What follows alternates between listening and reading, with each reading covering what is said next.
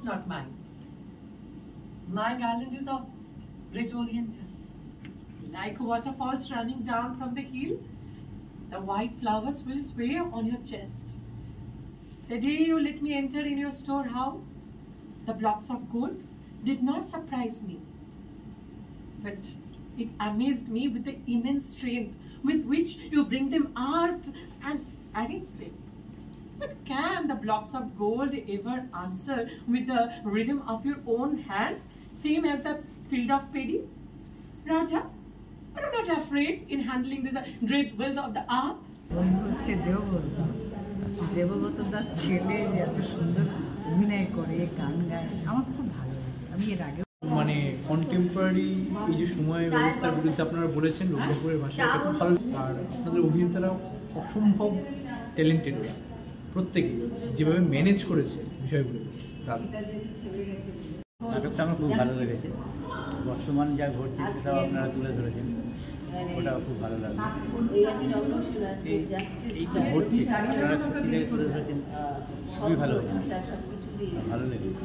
যদি না আসতে পারতাম হ্যাঁ তো এটা মিস করতাম। মোবাইলটা ঘুরিয়ে মোবাইলটা রবীন্দ্রপুর যে রক্তকরবী সেখানে যে রাজা আড়াল থেকে যে কলকাটি নাচছিল সেটা তো বোঝাই যাচ্ছে, এবং এখানেও সেটা পরিষ্কার হয়ে এসছে, এবং তার সঙ্গে বর্তমানের যে মানে অরাজকতা যাই বলি যে সেখানেও যে নেপথ্যে একজন কলকাটি নাচছে, তো সেটা অনেকটা পরিষ্কার এবং বোঝাই যাচ্ছে। এবং সম্প্রতি যে সমস্ত ঘটনাগুলো ঘটছে সেগুলো তো আছেই, এবং রবীন্দ্রনাথের সঙ্গে বর্তমানের যে একটা লিঙ্ক করিয়ে যে নাটকটা করা হয়েছে সেটা খুবই ভালো লাগলো।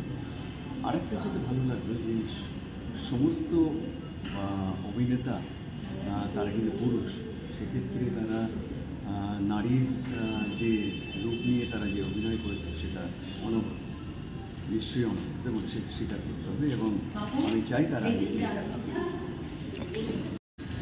খুবই ভালো লেগেছে।